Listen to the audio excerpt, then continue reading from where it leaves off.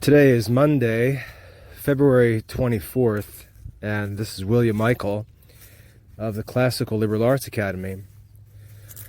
Tomorrow, I'm scheduled to talk to a group of students about the virtues of agriculture, and not having much time to prepare for such a talk, I thought it would be a good idea to take some time today, the day before, and use a walk talk to at least rough my way through such a talk. And what I'd like to share are the benefits of an agricultural life. I could say of a rural life. I'd probably prefer to say a rural life. The benefits of a rural life. Now, many who listen to my talks may listen to them for the sake of classical studies and may not know that I actually live out in the country, live on a farm, a relatively small farm now. I live on a 14-acre farm in rural North Carolina, but a few years ago we were actually farming about 60 acres. We had a full dairy that served families all around the Charlotte area with fresh milk. We served eggs, we sold meat. We really ran a full-blown farm while I was developing the Classical Liberal Arts Academy. In fact, our farm started before the Classical Liberal Arts Academy. So I know quite a bit about farming and livestock management, gardening, the business of farming, and so on. I also, because of my classical studies and history background, know a lot about the history and philosophy of the agricultural life. And that's one of my real motives for pursuing a rural life, was not having a desire to escape from the suburb or from the city where I'm perfectly comfortable, but because I wanted the philosophical and spiritual benefits of agricultural life. And so I'd like to share some of my thoughts on the benefits of rural life in this talk as I prepare for a more formal talk tomorrow. I grew up in central New Jersey. I was a suburban kid, lived in a suburban housing development. Parents were working class. Had no exposure to farm life as a kid growing up, but I always heard stories because my grandfather on my father's side grew up on a farm, real West Virginia farm, and so I always heard stories about farm life. We had some relatives in central Jersey who had been farmers and still lived on a farm, although the farming had calmed down as they got older. So I had some contacts to farm culture and farm people and farm stories, but I didn't have any experience with farming as a kid. That changed when I was 13, 14 years old, when my grandfather took me on a trip back to his hometown in West Virginia to visit relatives, and I got to experience farm life for the first time, and I really loved it, really couldn't believe it. And we're talking old family farmhouses, fresh farm food, the whole 9 yards. So that summer, when I was in middle school, I was exposed to farm life for the first time. And then a funny story. When my wife and I were in college, and again, we're still living in New Jersey at the time, we decided to get married. We were both still studying. We had no money, and our pastor at the time, we were Protestants then, our pastor said, "You guys have to go on a honeymoon." And both my wife and I were in the middle of studies and didn't have any money, and we said, we don't even have any money for a honeymoon. We weren't even planning on going on a honeymoon.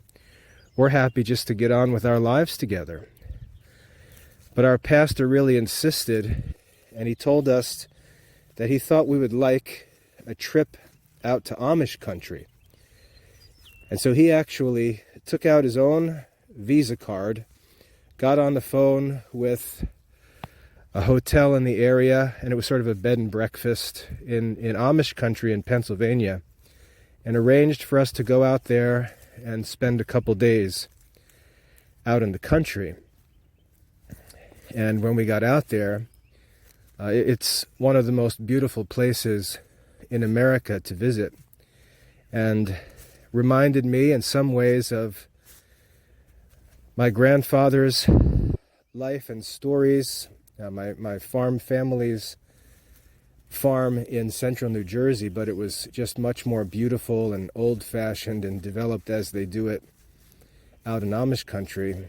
And my wife and I really started gaining an interest in rural life, even though both of us were Jersey kids.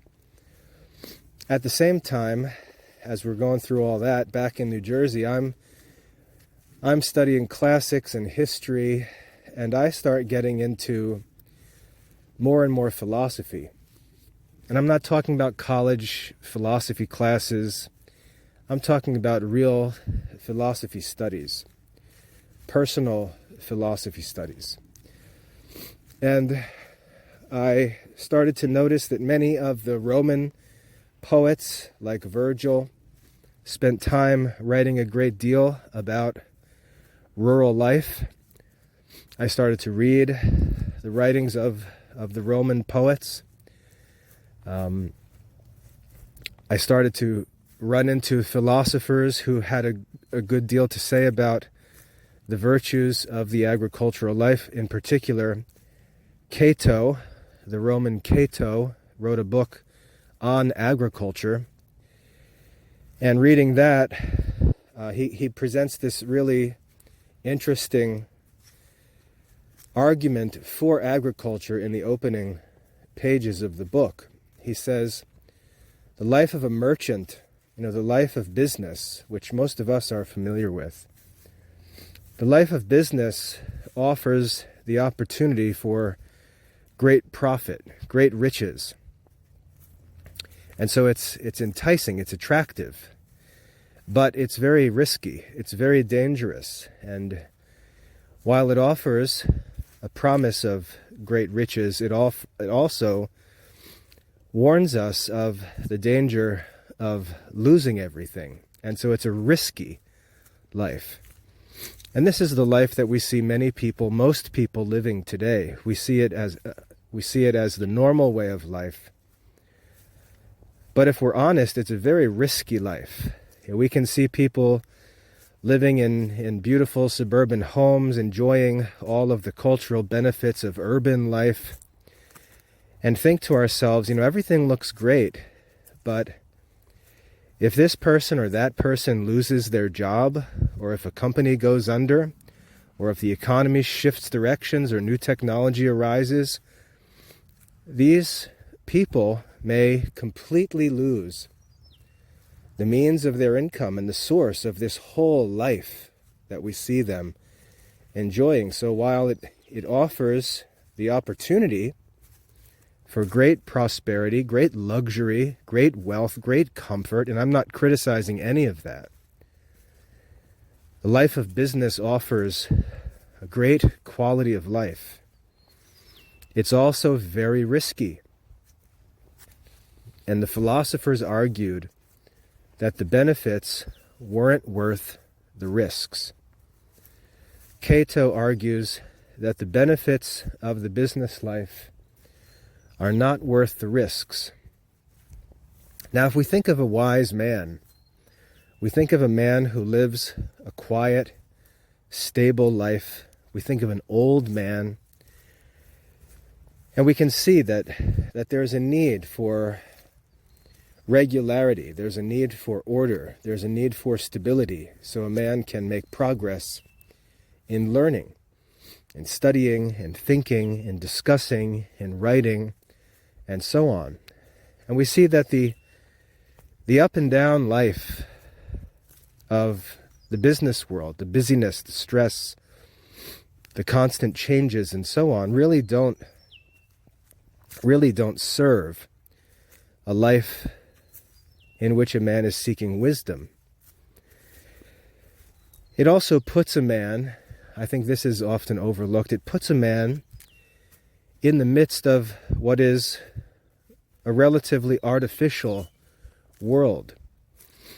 You probably heard the old saying, God made the country, but man made the city. And if you think about it, if you live in a suburban area or an urban area, you're living in an environment that has largely been designed not by God, but by man.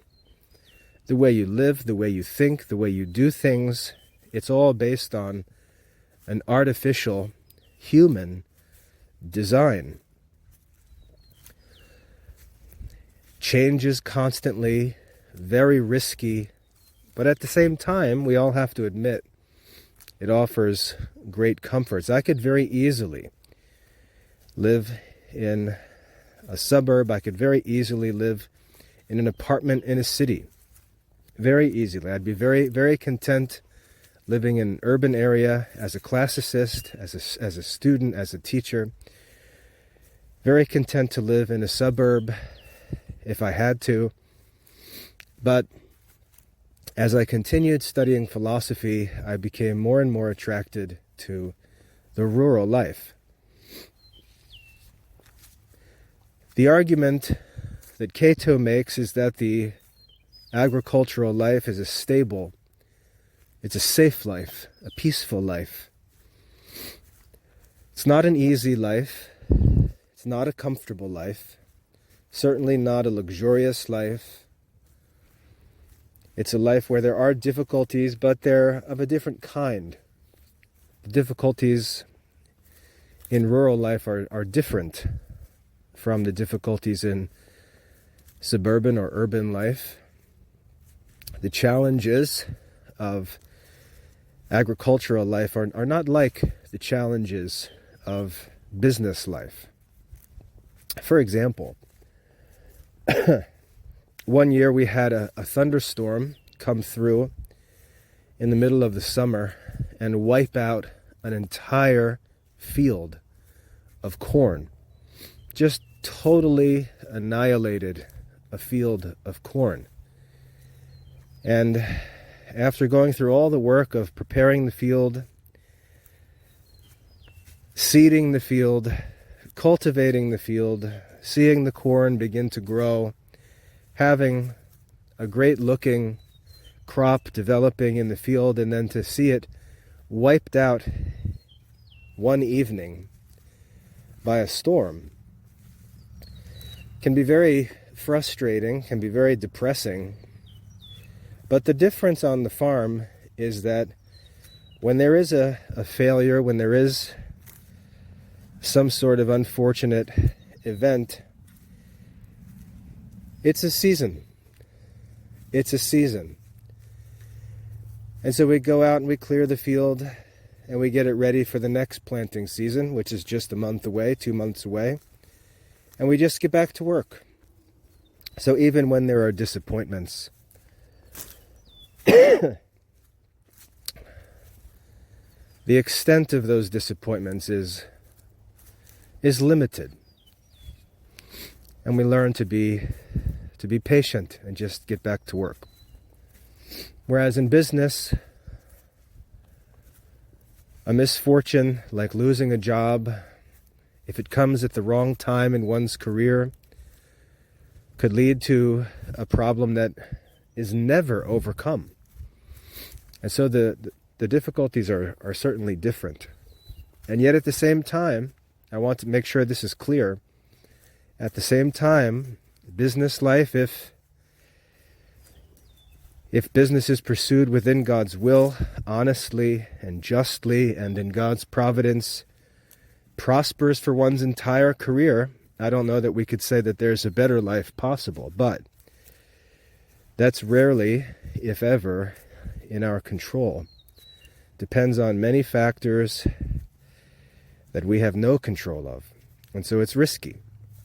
And that's what the ancient philosophers argued about the life of the merchants, or the business life, the life of buying and selling.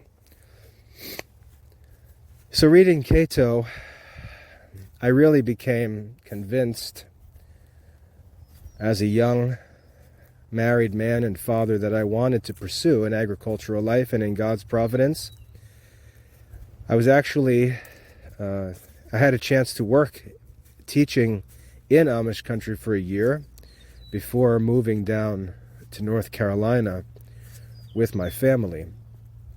My parents retired, moved down to North Carolina, and the following year, my wife and I joined them.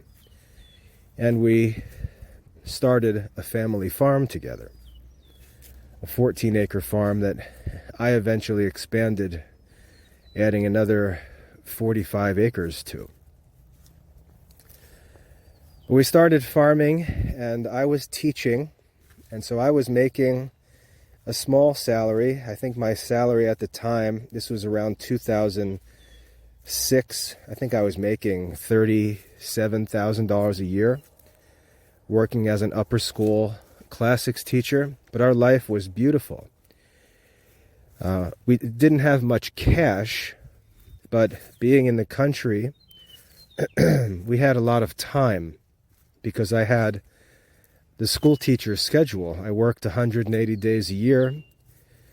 I had weekends off. I was home by 5.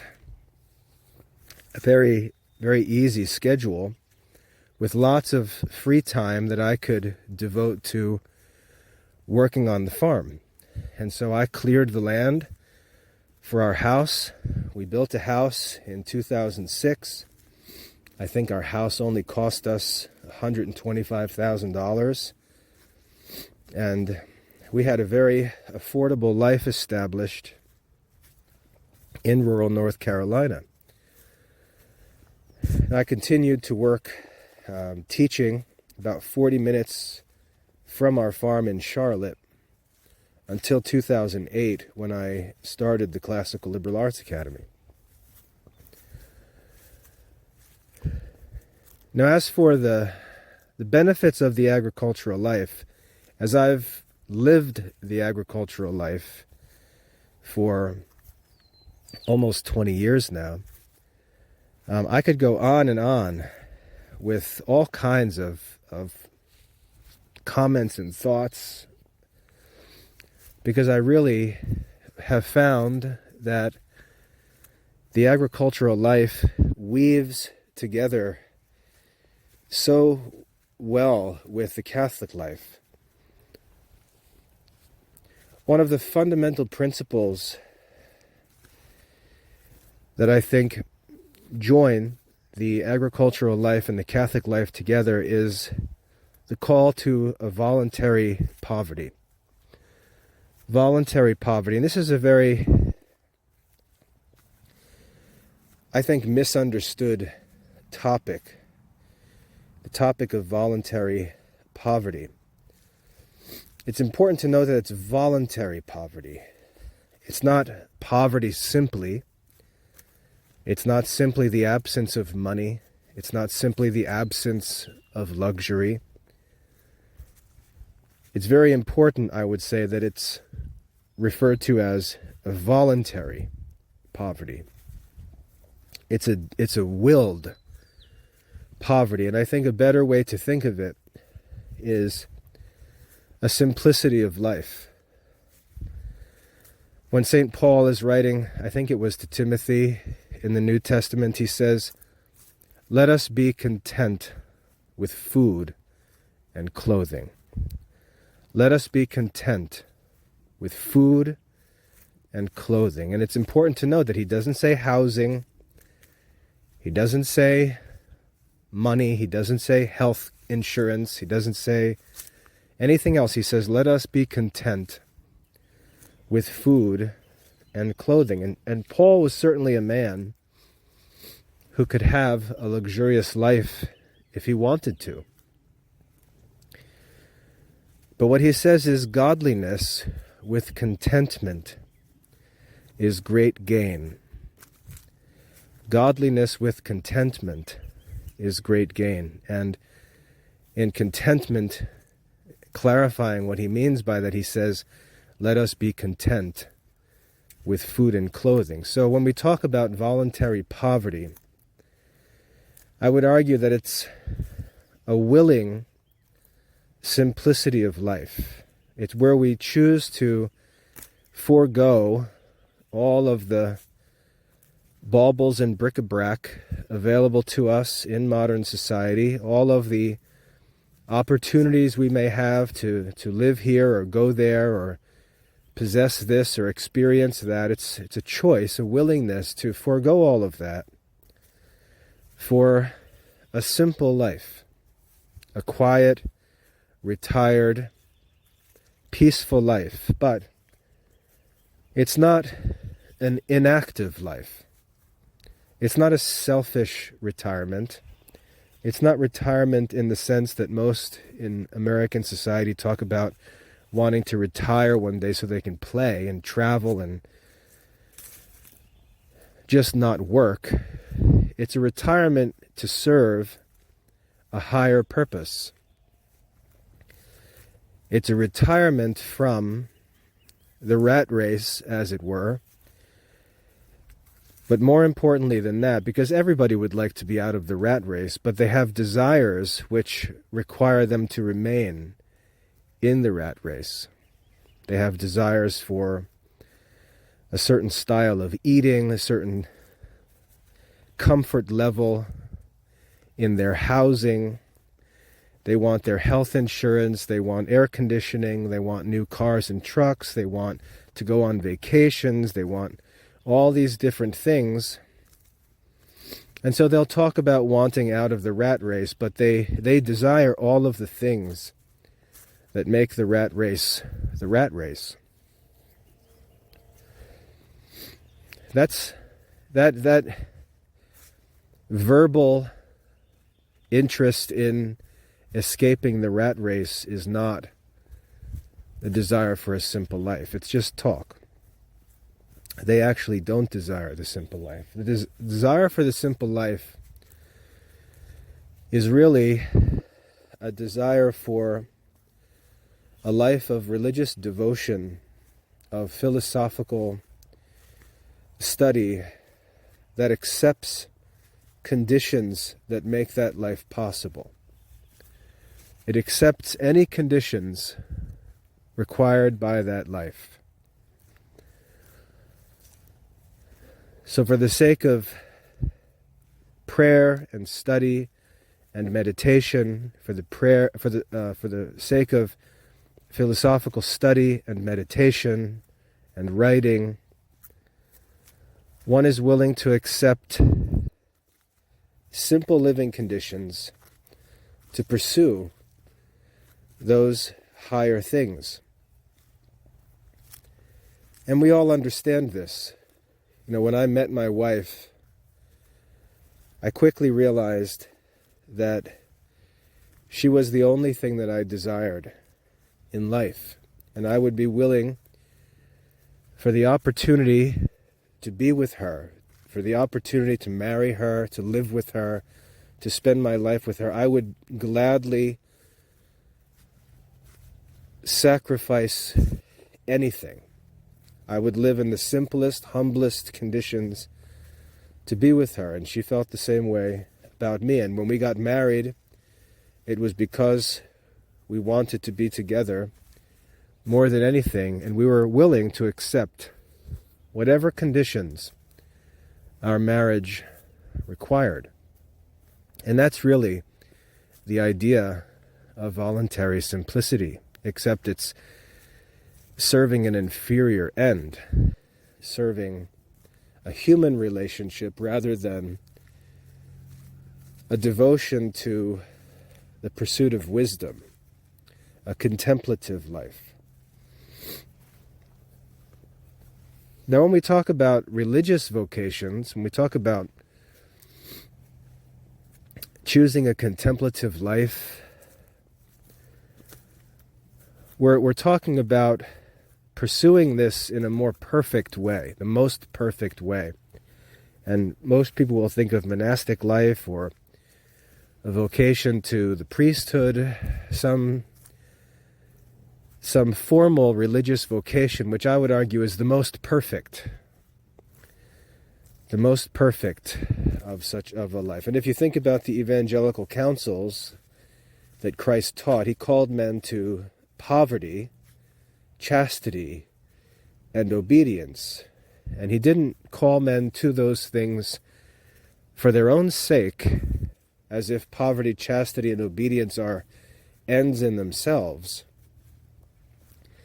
He called men to embrace poverty, chastity, and obedience for the sake of the kingdom of God. That's the end, for the sake of the kingdom of God. So poverty and chastity and obedience are means to an end. They're not ends in themselves. So to sit around and be poor is not really what that gospel simplicity is about. Celibacy, which we make a big deal about, is the choice to forego, I don't want to say sexual activity because that's kind of stupid. It's really choosing to forego all that comes with sexual activity: marriage, parenting, providing for children, providing education for children, all of the worldly cares of family life. All of that is contained in celibacy. I often hear young men talking about celibacy, and they talk about living without sex for their life. That's really not what it's about. It's much, much broader than that. Because in our modern society, we've just taken the idea of premarital sex and sex divorced from reproduction as normal. So celibacy becomes the denial of sexual activity rather than the choice to forego all of the cares of married life, all of the cares of maintaining a relationship with a spouse, raising children, providing for the needs of children, on and on. So a celibate life is a most perfect condition for the contemplative life, for this philosophical religious life, this pursuit of wisdom, pursuit of holiness, pursuit of perfect, everlasting happiness. Poverty, chastity, and obedience to Christ, they are the conditions of the most perfect life, devoted to the most perfect end. And these things do have a certain relation to agricultural life. And again, when I say agricultural life, I said earlier that I prefer to use the term rural life, because I'm not talking about leaving the business world, leaving the city, to go out into the country and try to start a farm business. I'm not talking about any kind of commercial agriculture or industrial agriculture. I'm not talking about all this goofy farm business stuff that people get caught up in. It's a life of simplicity. And a good example to think about, a timely example, yesterday, February 23rd, if you look at Butler's Lives of the Saints, yesterday's saint, or one of yesterday's saints, was Saint Cyranus. Saint Cyranus was a Greek lived in the early church and chose to abandon all of his benefits in life and went out and bought himself a garden. And he lived from his garden. That's the agricultural life that I'm talking about. That's the simple life. He chose to leave all of the comforts of life and society behind to pursue a simple life in solitude. And it was a penitential life, a private life, a life of very simple, basic possessions, really the minimal possessions. That's the simple life that I'm talking about. And you can see that that life and the spiritual life are woven together. We can see this when Saint Benedict establishes the monastic rule in, I think it was the 500s, when Saint Benedict establishes his rule. The rule of life is summarized in his phrase, ora et labora, which means pray and work, or prayer and work. Those are the two elements of the Benedictine, of the Christian monastic life. Prayer and work. Now, the reason why I would say that manual labor, this kind of natural human labor, and the spiritual life go together is because we have responsibility to provide for ourselves. St. Paul said, "Whoever will not work, the same also shall not eat." We're born into the world as debtors. We always have needs. Our bodies always need to be fed. We have to constantly work to gather from creation the needs for our bodies. So there's a need to always work. And so to live a just life, to live a righteous life, requires work. And yet, if we're seeking to be content with food and clothing, we're not going to pursue our needs by working in a city. We're not going to be seeking a long chain of possessions and monies so that we can buy the simple things that we need. We're going to seek to go to the source and obtain them in the simplest way possible. And this is what leads us to the agricultural life, the life of manual labor. It's very simple. The things that we need, the most basic food and clothing, are directly accessible from the earth itself. And so you see that life of voluntary simplicity has a certain draw to rural life, away from the city and into the country.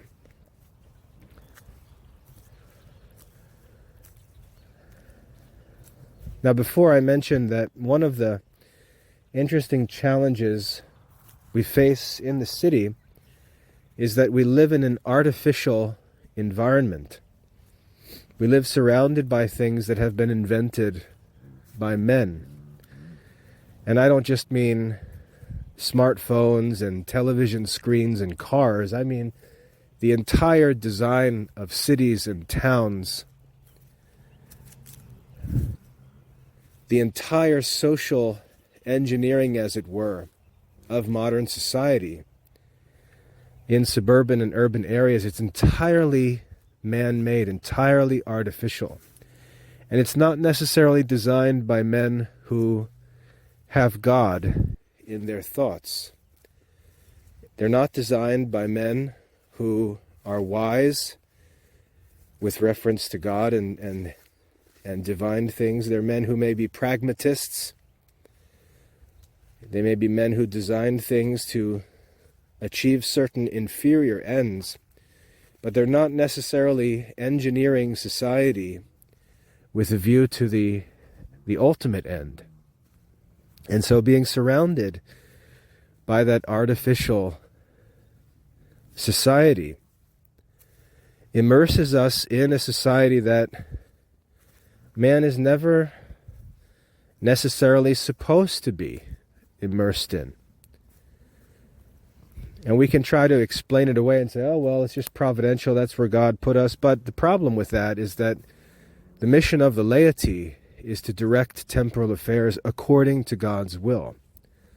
So I would not concede that whatever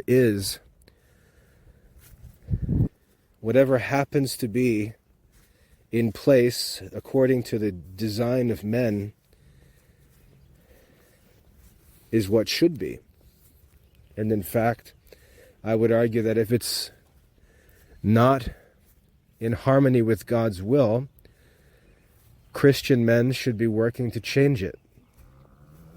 And so most of modern society, most of the human population is immersed in artificial sights and sounds, even tastes and experiences, which give them a distorted view of the world and cause all sorts of problems.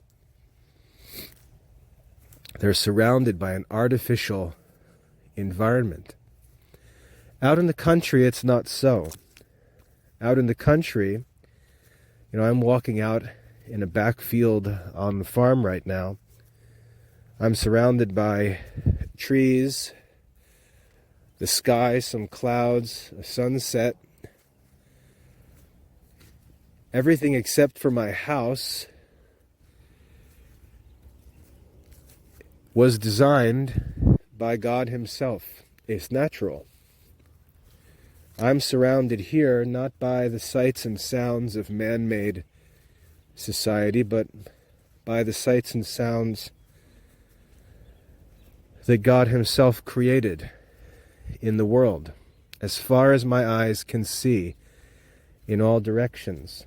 The background noise of my life is the singing of birds. I'm not sure if you can hear them right now or not, but at night, especially as we approach springtime, we'll hear the frogs, the peepers out in the ponds. We see and hear birds in the sky. We see clouds. The colors are natural. The sounds are natural. The smells are natural. They change with the seasons. I'm immersed in a world. I'm immersed in sensory experiences that God Himself created. And I think there's something significant about that. Everywhere I look, I see things that God Himself made and called good. I'm surrounded by good things. Surrounded by good things. I can't say that in a city. We can't stand in the middle of New York City, stand in Times Square and look around and say, this is all good. We can't say that. We can't stand in a place engineered by men and necessarily say, this is good. But in the country we can do so. Now, to get more into the pursuit of philosophy, when we look at philosophy, we pursue wisdom by means of human reason. And this pursuit divides into a number of subjects. The first subject, I would say, is the science of the natural world, natural philosophy. That's the first branch of philosophy. The first branch of wisdom is natural philosophy. And it doesn't take much to realize that it's much better to study natural philosophy immersed in nature than it is to be in a city or a suburb. Aristotle may actually have been St. Thomas, described the purpose of natural philosophy, the goal of natural philosophy, as the knowledge of the order that God has established in nature. To know the order that God has established in nature. So if we think that the study of the order of nature is one branch or one part of wisdom, it's obvious that that's pursued more effectively in nature than apart from nature, or while immersed in nature rather than while immersed in an artificial, man-made environment. And then the other significant branch of philosophy would be moral philosophy or ethics. And in moral philosophy, we seek to study the order that we ought to impose upon our own will. We seek to know God's will for our will, because we've been given free will and we've been given power to do what we choose, and we're morally responsible for the choices that we make. And so we ask the question, well, what am I supposed to do? How can I order my own will unless I know what I'm supposed to actually do? And Aristotle teaches this in his Ethics. He teaches us what it means to be happy, which is really our chief end. What it means to be happy as human beings, a happiness that actually is appropriate for our nature as human beings, not a happiness that would be appropriate for animals, but true human happiness, the happiness that God wills for us,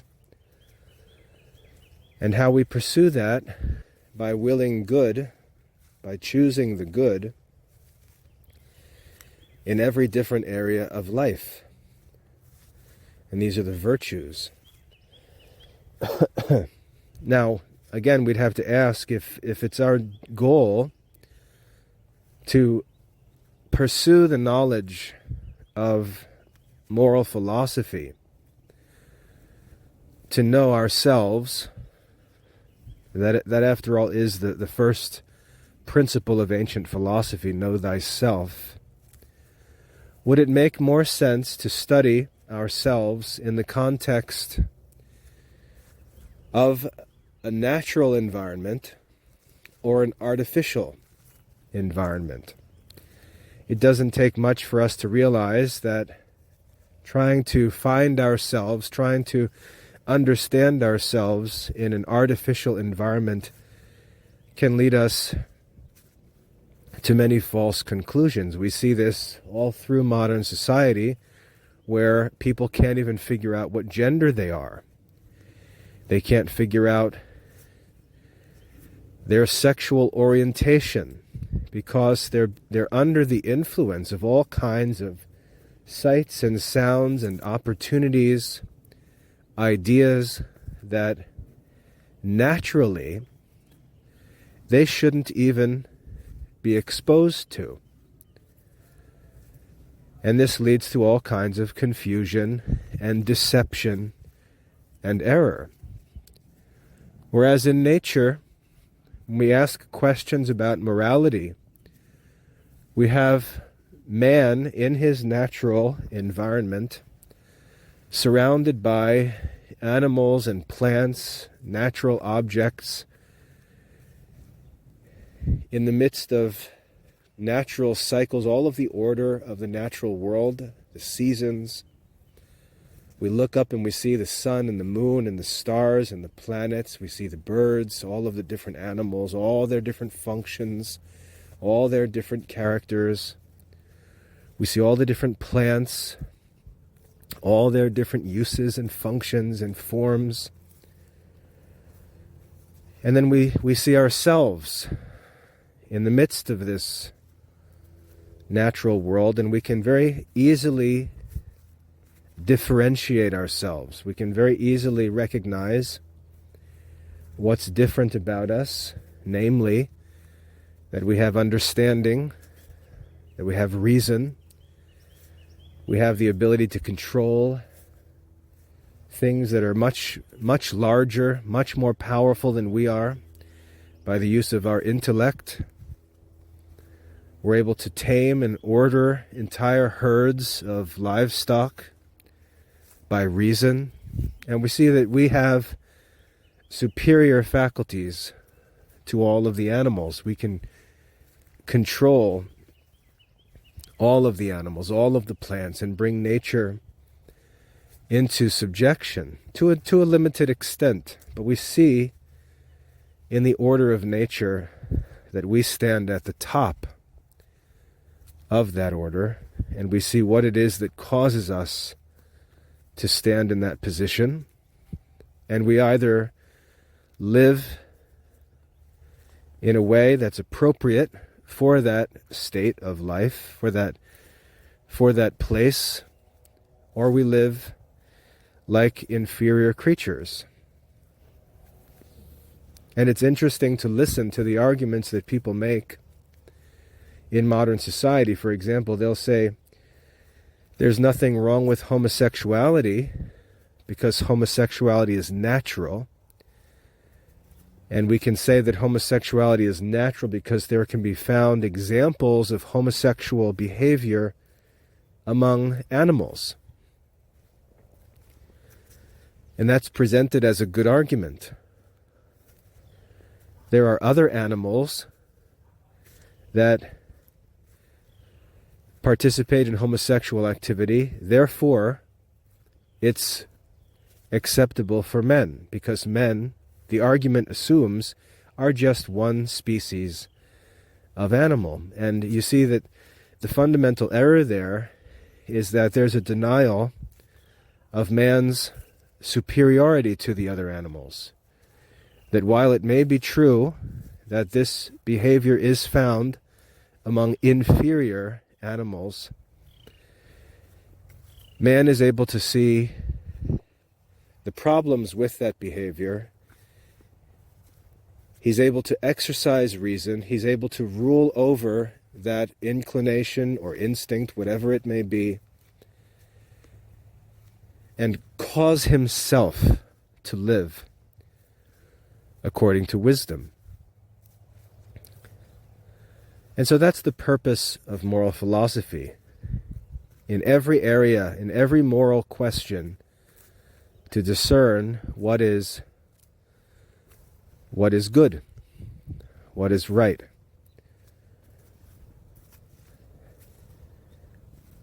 Now, in the rural environment, man has a much clearer view of himself in relation to all other creatures. And I think that this enables him to have a clearer appreciation for his superior status and a better understanding of human morality.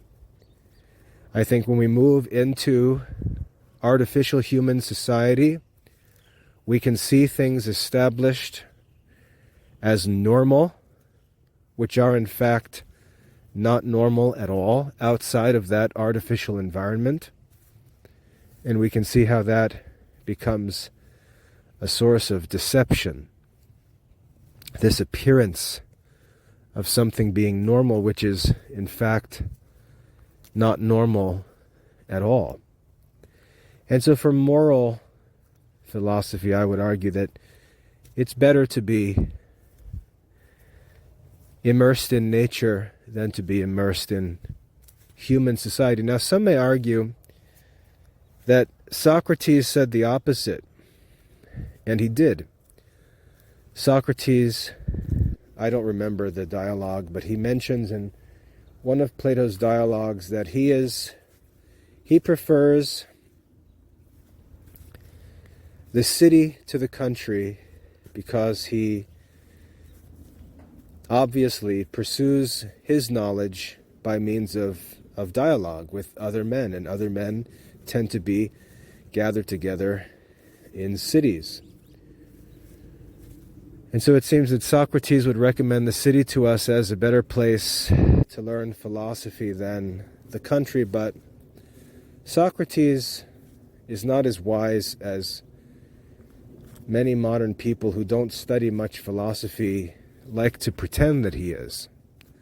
Socrates was important for questioning and pointing out the impossibility of many ancient errors. But Socrates was not able to establish a positive philosophy himself. He pointed out the flaws in the teachings of false philosophers, but he did not provide the true answers himself. He's very influential in the history of philosophy, but he is not the great philosopher. That's Aristotle. Aristotle established the positive science of both natural and moral philosophy. So, in short, it really doesn't matter what Socrates says, because Socrates didn't establish the sciences. It's a cute argument, but it really doesn't prove anything to those who desire more than Socrates was ever able to achieve. And we find that, as I said, in Aristotle. So I would argue that if one is serious about the pursuit of philosophy, a quiet, rural life where he has access to the simple needs of a life of contentment, immersed in nature for the pursuit of the knowledge of natural and moral philosophy, the rural life is best for that. Now, when we come to theology, it gets a little trickier. It's a little trickier because God has willed to make the way of salvation sacramental. And the sacramental life makes man dependent on the priesthood. And this is an interesting little catch here in the rural life, because it would be easy to say, oh yeah, I'm just going to go out far, far away out into the middle of nowhere where I can find some farmland nice and cheap, or deep into the woods far, far away from all human society, where I can just be left to myself and untouchable. But to do that would be to separate oneself from the sacraments, which are the means of grace. And we can see that there's a balance that's needed. There's a limitation that exists with respect to this separation from modern society, from human society, from artificial society. There's a balance that's needed because we need to some degree, we need to have 1 foot in the city and 1 foot in the country. And this makes sense in light of the Great Commission, where the church is sent to go into the world and make disciples.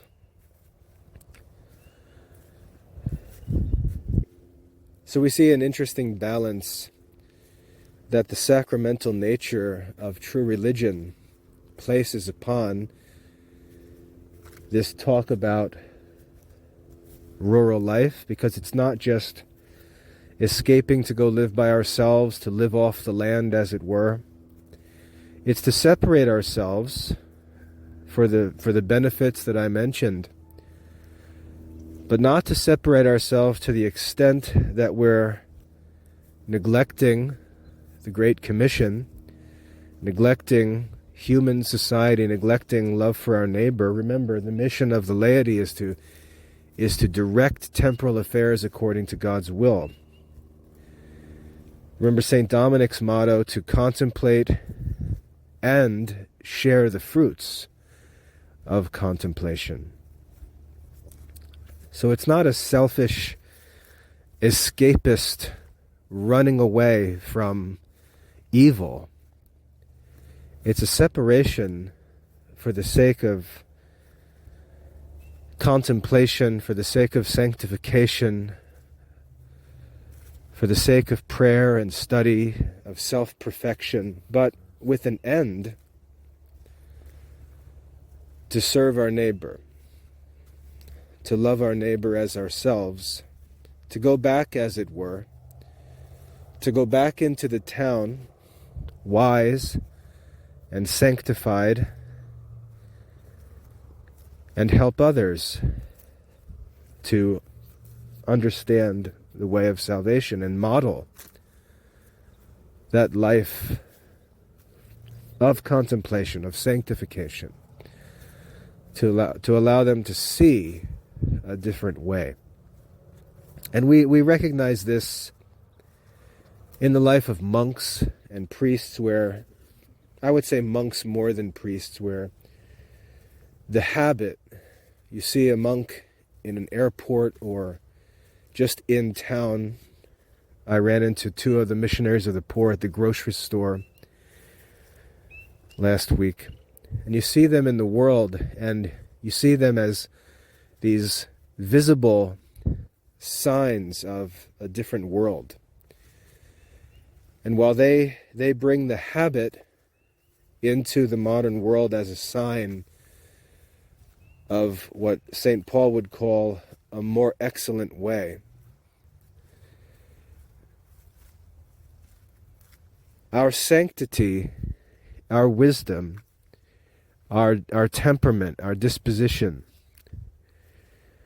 our way of life should be just as visible, just as different, just as otherworldly as the habit of a monk or a nun. And that really should be our goal.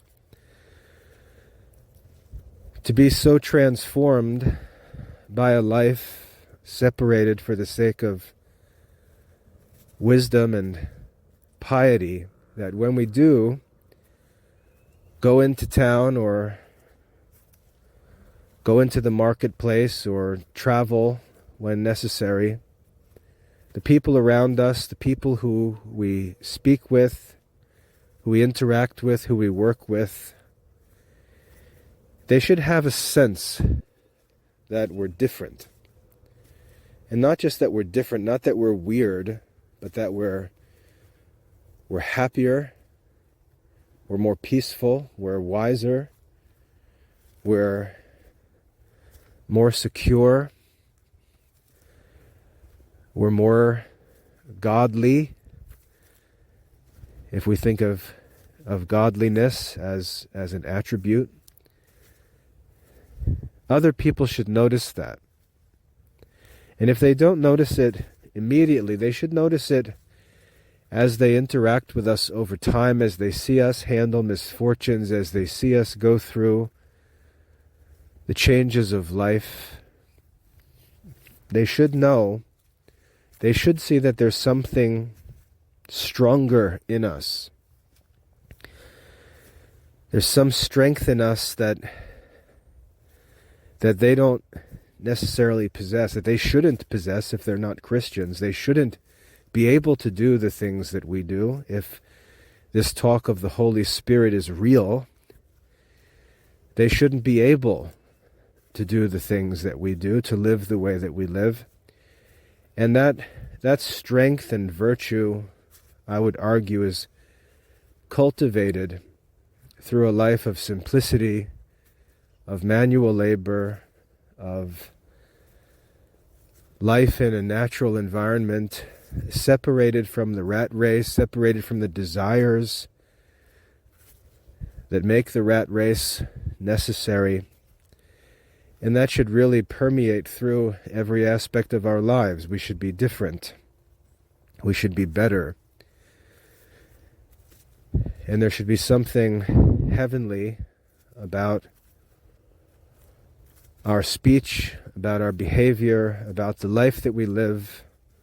People should see that there's something different. And I think it's hard to cultivate that difference while you're immersed in the normal modern environment. I think it's much easier to cultivate and separate oneself, which is what it means to be holy,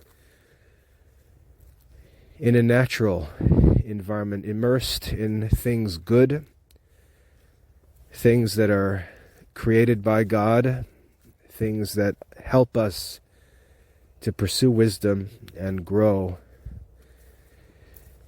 to perfection, the perfection of our end, that is. So, anyway, those are what I think are the benefits of nature. I could name many more. The benefits of a rural life. I could name many more. I could continue to go deeper and deeper in all of this, but I think that's a good start. And if you'd like to discuss this further, I'd be happy to do so. Feel free to leave a comment or get in touch. God bless.